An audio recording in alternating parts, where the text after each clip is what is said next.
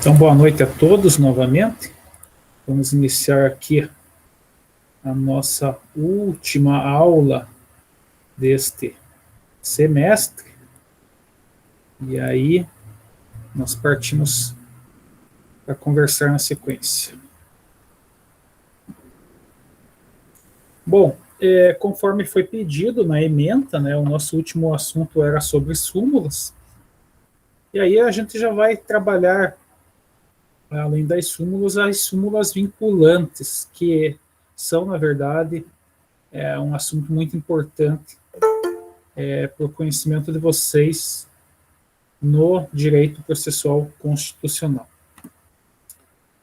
Bom, inicialmente, quando a gente vai falar de súmulas, a gente precisa voltar lá nos conceitos, né, do nosso ordenamento, né? Nós somos de uma herança do civil law, né? Então, a ideia da súmula é concentrar a jurisprudência, né? Então, a ideia de uma súmula é que você tenha um enunciado, né, resumido, né, do que a jurisprudência de determinado tribunal tem trabalhado, né? Então, a jurisprudência ela é mais longa, né, do que uma súmula. A súmula é a tentativa daquele tribunal estabelecer numa frase curta toda a ideia da maioria daquele tribunal e isso servir de orientação para os juízes de instância inferior. Tá? Dentro dessa ideia, nós temos uma corrente chamada de ideologia estática da interpretação, né? Então, qual que é essa ideologia estática, como o próprio nome diz? É aquilo de estar parado. É a ideia de que o juiz não deve criar o direito, mas somente interpretar. Né? Então, nessa corrente, ele vai falar assim que o juiz ele deve ler a lei, né, e aplicar essa norma ao caso concreto sem ampliar, né, sem criar uma nova normativa. Tá? Aí é fruto, na verdade, a jurisprudência, como as súmulas, das decisões repetitivas. Né? Então, quando eu tenho muitas decisões nos tribunais superiores, e essas decisõões acabam indo no mesmo sentido, eu passo a criar o que a gente chama de jurisprudência. Aí a gente vai ter a jurisprudência do STF, a jurisprudência do STJ, do TST, né, Tribunal Superior do Trabalho. Então, cada tribunal, né, como ele forma uma corte plena, né, dentro da sua estrutura, acaba debatendo repetitivamente mesmo os assuntos em casos concretos diferentes, e aquilo acaba gerando o que a gente chama de jurisprudência. E num segundo momento, essa jurisprudência pode ser sumulada, ou seja, ser enxugada, resumida e virar uma súmula numerada, né, em que esse tribunal superior vai estar estabelecendo isso para que os outros tribunais, né, possam, e os juízes de primeira instância, terem um caminho de orientação normativa. Aí nós temos uma coisa diferente, né, lá no direito do common law, né, no sistema americano, britânico, eles não trabalham com a ideia de súmulas, né? Lá eles trabalham com a ideia de precedentes. E a diferença justamente é do precedentes, porque o precedente ele vai ficar ligado muito ao caso concreto, tá? E aí o caso concreto ele vai gerar na doutrina algo que se chama de leading case, né? Que é traduzindo a tradução não literal, né? Mas buscando o sentido do leading case seria a ideia de uma primeira decisão sobre aquele aspecto, né, nunca antes discutido naquela Suprema Corte. Tá? Então, exemplo... Professor, eu acho que tem gente querendo entrar na aula. Tá. Acho que é teu cachorro, deixa eu recolher aqui, só um minuto. Estamos com audiência boa. Até o cachorro está latindo. Vamos lá. Acho que deu certo. Vamos voltar, então. Então, como eu dizia, né, um exemplo do leading case foi a discussão se era legítimo em protestos as pessoas irem ao protesto com tacos de beisebol, com tochas de fogo, né? Então, isso foi um caso que foi levado, né? E se decidiu que não, né? Porque aquele taco de beisebol, aquela tocha de fogo, por mais que fosse um protesto pacífico, né? Ela se revelaria como um ferramental bem possível de gerar uma violência dentro da ideia do protesto, né? Então vejam que é diferente, né? No sistema brasileiro, né, que vem do civil law, a gente é muito preso à normatividade da coisa, né? E no sistema do common law é sempre casos concretos, tanto é que lá não existe muito decisão numerada, né? Geralmente eles julgam o caso concreto e acabam dando o nome da parte envolvida, né? Então é muito comum a parte se tornar nome, né? Quando se quando se cria esse precedente baseado no caso de uma pessoa que discutiu o seu direito, né? Então a ideia, né, geralmente do precedente, né, é uma jurisprudência qualificada, né, que tem essa vinculação, né? Isso dentro da ideia de eu me basear em algo que já foi julgado, num caso concreto. E aí, na reforma do Judiciário, em 2004, com a emenda constitucional 45, ingressou no sistema normativo brasileiro algo que não existia, né, baseado muito nesse common law, que a gente chamou de súmulas vinculantes.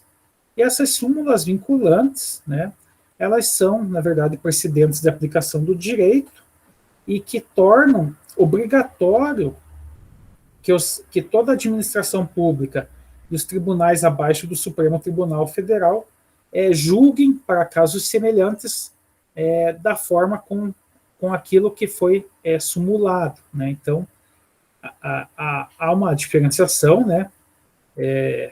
Para que vocês saibam, existem súmulas do STF e existem súmulas vinculantes do STF. Tá?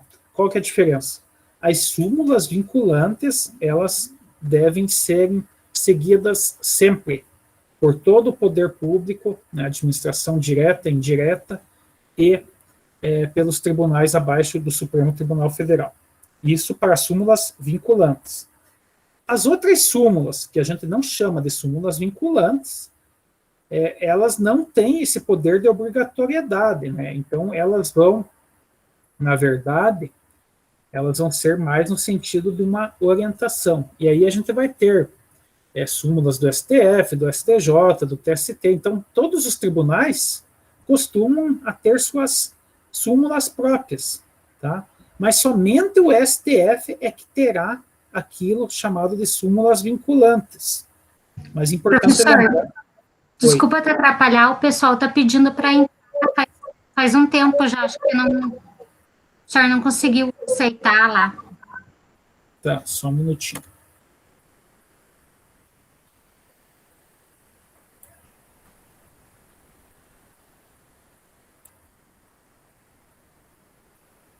Será que entrou o povo?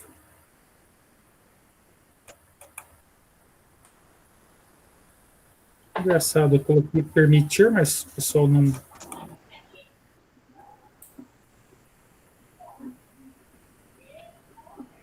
Eles colocaram que estão esperando para o senhor aceitar eles.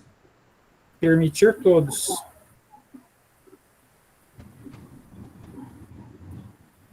Engraçado, não está entrando o povo. Será que entrou? Ó, Paulo agora que está participando.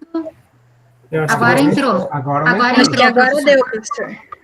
Agora está aparecendo eles ali. É engraçado, porque eu apertei aqui permitir todos e, bom, vamos lá. Vamos voltar. Onde estávamos? O senhor estava falando quando não é súmula vinculante. Está aparecendo aí o slide para vocês? Sim. Aham.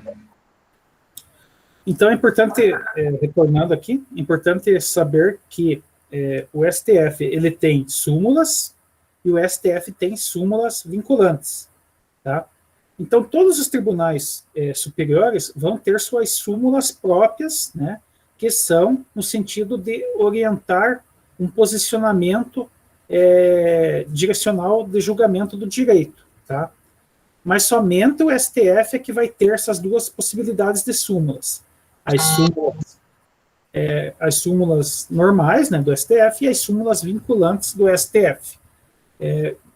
Por gentileza, quem tiver com o microfone ligado, feche, a não ser que vá fazer perguntas. Bom, continuando, pessoal.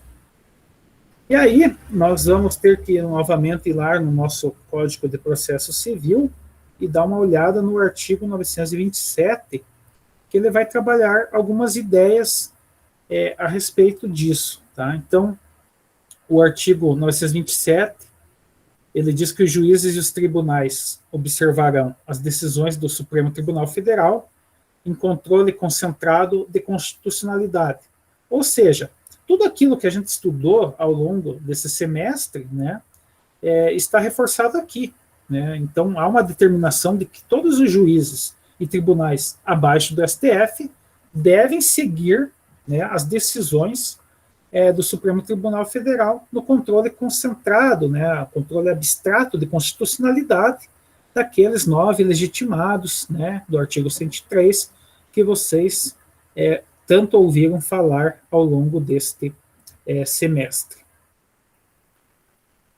Diz ainda que os juízes e tribunais observarão os enunciados de súmula vinculante, ou seja, se nós temos que somente o STF emite súmula vinculante, nós temos aqui já a ideia de que a súmula vinculante ela tem, da mesma forma do que o julgamento do controle de constitucionalidade, esse poder, né, de fazer lei nesse sentido de que deve ser observado, né? Então, assim como no controle de constitucionalidade, não pode um juiz ou um tribunal abaixo do STF se negar a seguir aquilo que está na súmula vinculante, tá? Então, esse poder que foi dado ao STF, né, na época ele foi muito criticado, né, principalmente por advogados que utilizavam de todas as possibilidades recursais, enfim. E aí eles conseguiriam as decisões mais variadas nas instâncias abaixo do STF, né, e gerando toda a questão burocrática e a demora processual, já que eles faziam jus das 4 instâncias nessa disputa jurídica. Temos ainda que os juízes e tribunais observarão os acórdãos em incidente de assunção de competência ou de resolução de demandas repetitivas, em julgamento de recurso extraordinário e especial repetitivos, tá? Também não vou aprofundar aqui, mas vocês sabem que o recurso extraordinário é aquele direcionado ao STF e o recurso especial ao STJ. Diz ainda que os juízes e tribunais observarão os enunciados das súmulas do STF em matéria constitucional e do STJ em matéria infraconstitucional, né? Então, basicamente, a gente tem, né, essa divisão bem clara, né, que aquilo que é matéria constitucional, ela tem uma última legitimação no STF, e as leis federais, as normas em si, infraconstitucionais, se elas não abarcam conteúdo constitucional, elas acabam sendo trabalhadas no STJ como última instância, né? Em tese, só subiria ao STF aquilo que tem alguma alegação constitucional. E aí eu relembro vocês por que a gente fala que lá na petição inicial de vocês têm que alegar sempre alguma questão de constitucionalidade, porque isso vai permitir que vocês possam, enquanto advogados, chegarem até o STF para buscar, né, o direito do cliente de vocês. Aí, por fim, nós temos que os juízes tribunais observarão a orientação do plenário ou do órgão especial aos quais estiverem vinculados, né? Então, o plenário, né, como a gente já viu, é a reunião máxima, né, dentro de cada corte, né? Então, o que é o pleno? O pleno do Supremo é a reunião dos 11 ministros do Supremo. Aí tem o pleno do STJ, que são 33 ministros, enfim. E isso também vai vincular os demais poderes, né, já que há uma manifestação, quando houver a manifestação da maioria, isso vai se traduzir para os órgãos abaixo. E aí, seguindo, né, nós tivemos, em 2006, a Lei 11.417, que regulamentou a questão da súmula vinculante. Tá? Então, depois, se vocês tiverem curiosidade e tempo, deem uma olhadinha nessa lei. É uma lei, né, como o próprio nome diz, de regulamentação, tá? Mas não é um aprofundamento que nós vamos exigir de vocês aqui enquanto acadêmicos, tá? É interessante que essa lei, ela possibilita não somente a edição da súmula vinculante, como o próprio cancelamento dessa súmula vinculante. Então, por quê? Porque, como a gente viu lá no início do curso, né, nós temos uma questão de mutácio, né, a mutação constitucional. Então, ao longo do tempo, há uma tendência que as regras do jogo, o próprio ordenamento mude, né? Se lá em 88 nós tínhamos marcado a Constituição, que a família é a união de um homem e uma mulher, né? Hoje nós já temos, no processo de mutação, a ampliação desse conceito, né? Então, hoje já existe a possibilidade de se constituir uma família, a simples pessoa, solteira, né, que ela adota uma criança, ela já é reconhecida como família, né? Fora as uniões homoafetivas, agora é LGBTQI+, então aumentou mais ainda as possibilidades de agrupamento de gênero, identidade sexual, opção sexual. Então, o reconhecimento de família, né, tem se tornado cada vez mais a questão de somar dois indivíduos do que propriamente o papel social, né? E isso não se pensava lá em 88. Então, dessa mesma forma, as súmulas, né, uma súmula vinculante, por exemplo, que o Supremo edita hoje, amanhã ou depois ele pode revogar. Trago um exemplo para vocês. Existe a súmula das algemas, do uso de algemas, né, que diz que todo preso, né, toda aquela pessoa que for presa e for algemada deve ser justificado por escrito, né, o policial tem que justificar o porquê do uso da algema, né. Isso ocorreu o quê? Isso ocorreu naquela época lá do ex-presidente Lula, em que teve muitas operações da Polícia Federal e o pessoal algemava lá os políticos, o pessoal engravatado, pessoal todo de terno, né? Então, aquela criminalidade organizada, né, de pessoas que não iriam fugir, né, porque eles têm um aparato de defesa, uma banca de advogados, enfim, né? Então, como eles começaram a espetacularizar essas prisões e fazer questão de colocar algema num político, aí veio o Supremo e disse, olha, só pode usar algema se o policial justificar, né? Então, por causa de uma atitude assim, midiática, né, gerou todo um problema para o resto dos policiais, que hoje qualquer indivíduo que você prender, você tem que justificar, né, pela súmula vinculante 11. O que ocorre? Futuramente, né, pode ser que o Supremo revogue isso, né, dado o aumento da criminalidade, a violência, enfim. Me parece que há uma tendência que isso seja revogado, né? Então, mas isso depende da evolução da sociedade, das mudanças comportamentais. E aí, nós temos aqui a segunda ideologia, né, que a gente tinha falado da ideologia estática, nós temos agora a ideologia dinâmica da interpretação, e aqui é a ideia de que o juiz passa a poder criar o direito. Isso aqui está muito na moda, vocês já devem ter ouvido falar no chamado ativismo judicial, né? Então, o que ocorre? Esse fenômeno do ativismo judicial é, na verdade, a produção legislativa sendo feita pelos juízes. Mas isso não ocorre porque o juiz se torna um legislador. Isso ocorre porque o legislativo é moroso e se omite.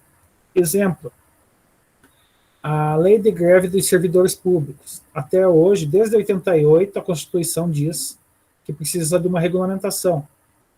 Passado 32 anos ainda não foi, né, regulamentado pelo Legislativo. Então, o Supremo já decidiu que enquanto não houver a lei específica de greve dos servidores públicos, se utiliza por analogia a lei de greve geral da iniciativa privada, né? Falam que isso é ativismo judicial, né? Outro fato, o aborto de feto anencéfalo, né? O legislador não teve coragem de dizer que é legítimo, né, que é legal o aborto de feto anencéfalo, aquele ser que está sendo gerado, que não vai prosperar porque ele não vai ter o desenvolvimento cerebral e no máximo vai viver no máximo 60, 90 dias após o parto dessa criança, né? Então, através do STF, né, se legalizou essa terceira forma de aborto, né, permitido, né, em que você não está cometendo um crime. Então, essa interpretação onde o juiz passa a criar o direito é a interpretação dinâmica, que o pessoal vai falar de ativismo judicial e vai criticar nesse sentido. Mas percebam que o judiciário ele tem esse comportamento porque quem deveria fazer as leis não faz, né? Então, é como se ele invadisse uma competência de outro poder por causa da lentidão daquele poder legislativo.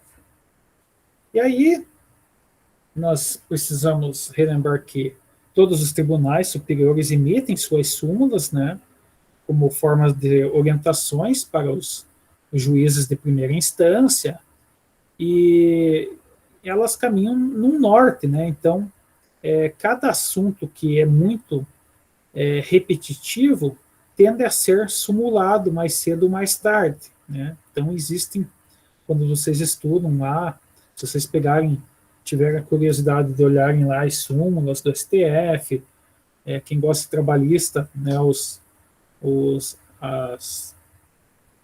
enunciados, né, que lá no direito do trabalho eles não vão chamar de súmula, vão chamar de enunciados do TST, né? Então, vocês vão ver que as questões repetitivas, elas acabam sendo, provavelmente já estão lá sumuladas, né? Então, à medida que os problemas vão surgindo, novas súmulas ocorrem, né? Provavelmente, no futuro, teremos súmulas falando de teletrabalho, né, dessas novas questões que estão ocorrendo a partir da Covid. E aí eu tinha falado para vocês da Emenda Constitucional 45, 2004, que fez a reforma do Poder Judiciário, né? E aí eu coloquei aqui que teve muitos advogados que foram contra, porque com a tese constitucional deles, eles tinham a primeira instância, daí eles brigavam no TJ Paraná, depois eles iam para o STJ e por fim chegavam no STF. E iam discutindo tudo. Quando surge aqui a súmula vinculante, eu encurto esse caminho, né? E aí por quê? Porque daí já na primeira instância, o juiz de direito ele tem que seguir aquela súmula vinculante que o STF já decidiu sobre determinada matéria. Então, isso aqui eu ganho celeridade, e eu não fico discutindo primeira, segunda, terceira e quarta instância, porque o STF já discutiu em tese determinadas matérias repetitivas e já, quando ele coloca a súmula vinculante, como o próprio nome diz, ele vincula o juiz de primeira instância a seguir aquela decisão, não podendo ter uma decisão diversa daquela que já foi sumulada no caso. E aí eu trago para vocês, né, vocês vejam que interessante aqui o artigo 103, tracinho A, né? Sempre que vocês verem algum artigo tracinho A, tracinho B, vocês já sabem que aquilo ali é uma emenda constitucional, né? Se for um artigo que está na Constituição, né? Porque originariamente, né, a Constituição de 88 só ia ter lá o artigo 103, né? Então, daí, como eles não têm como colocar, né, por técnica legislativa, eles colocaram aqui artigo 103A, que foi fruto da emenda constitucional 45. Bom, esse artigo ele vai dizer que o STF, né, poderá de ofício ou por provocação, mediante decisão de 2/3, ou seja, 2/3 de 11, eu preciso de 8 ministros, né? Então, mediante a decisão desses 8 ministros, né, após reiteradas decisões sobre matéria constitucional, aprovar súmula que, a partir de sua publicação na imprensa oficial, terá efeito vinculante em relação aos demais órgãos do Poder Judiciário, né? Então, todo o Poder Judiciário, abaixo do STF, deverá seguir essa súmula, e ainda terá efeito vinculante a administração pública direta e indireta, seja na esfera federal, estadual e municipal, né? E o estadual aqui entenda-se o distrital também, no caso do Distrito Federal. Bem como proceder a sua revisão ou cancelamento na forma estabelecida em lei. Aí, na forma estabelecida em lei, né? Isso aqui foi colocado lá em 2004, e vocês vejam que daí em 2006 veio aquela lei que eu comentei com vocês, que regulamenta, né? Esse estabelecido em lei é regulamentada pela aquela lei 11.000 ali, esqueci o número, 11.000 e alguma coisa. Deixa eu voltar. 11.417 de 2006. Então, essa lei 11.417 de 2006 regulamentou, né, essa emenda constitucional de 2004. Tá? E lá vai ter os procedimentos para que o STF possa rever a própria súmula, né, o próprio texto legal que eles estabeleceram, como também cancelar essa súmula. Tá? Importante aqui, pessoal, percebam que vincula todo o poder judiciário, né, no sentido de que vincula o STJ para baixo, porque o próprio STF ele tem a possibilidade de fazer a revisão dessa própria súmula, né? Então, o STF fez lá a súmula das algemas, dizendo que todo preso que for algemado, ele precisa, no seu procedimento policial, constar o motivo de que aquele preso foi algemado. Isso daí pode ser revisto pelo próprio STF, porque foi eles que fizeram a súmula. E aí ele pode tanto cancelar essa súmula, né, tornando ela sem efeito, como ele pode mudar parte desse texto. Tá? E aí a súmula vinculante ela vai ser obrigatória para todo o Poder Judiciário, né, abaixo do STF, que não pode alterar em nada essa súmula, e a administração pública direta e indireta, ou seja, o poder executivo. Por que não está aqui o poder legislativo? Porque o poder legislativo, a função principal deles é fazer lei. Então, pode o poder legislativo fazer uma lei, né, que contrarie totalmente essa súmula, né? Então, essa súmula, ela vincula a aplicação do poder judiciário, né, e o poder executivo, mas não vincula o poder legislativo. Porque se o poder legislativo entender que, por exemplo, essa súmula de algemas, ela não se justifica, eles podem produzir, né, um projeto de lei, né, estabelecendo, né, essa matéria de uso de algemas, e aí essa súmula ela acabará perdendo seu efeito, né, já que originariamente quem detém o poder de legislar é o poder legislativo. E aí, nós temos o parágrafo 1º do artigo 103A, que diz que a súmula, né, estamos falando da súmula vinculante, terá por objetivo a validade, a interpretação e a eficácia de normas determinadas, acerca das quais haja controvérsia atual entre órgãos judiciários ou entre esses e a administração pública, que acarrete grave insegurança jurídica e relevante multiplicação de processos sobre questão idêntica. Então, na verdade, toda súmula, ela vai nascer, né, como o próprio parágrafo 1º está dizendo aqui, dessa repetição, né, e aí você quer pacificar, né, e acabar com essa insegurança jurídica, né. Percebam que há uma finalidade muito próxima da ideia do próprio controle de constitucionalidade, né, onde há muitas decisões diversas, né, por exemplo, o uso da algema. Existiam 1000 entendimentos, né, isso aqui dá muito problema, então vamos sumular e vamos dizer como que deve ser, porque daí a gente acaba com a discussão em nível judicial, em nível executivo, enfim. E aí, somente o próprio Supremo Tribunal Federal pode modificar ou extinguir essa súmula vinculante, ou o Poder Legislativo, né, através da elaboração de leis e emendas constitucionais, poderá modificar esses entendimentos.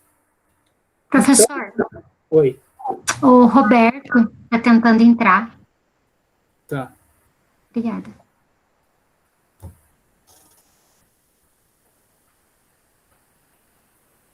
Deixa eu achar. Não está aparecendo ele para mim aqui. Que estranho. Pede para ele mandar de novo aqui, que ele não está aparecendo. Bom, deixa eu voltar aqui. Então,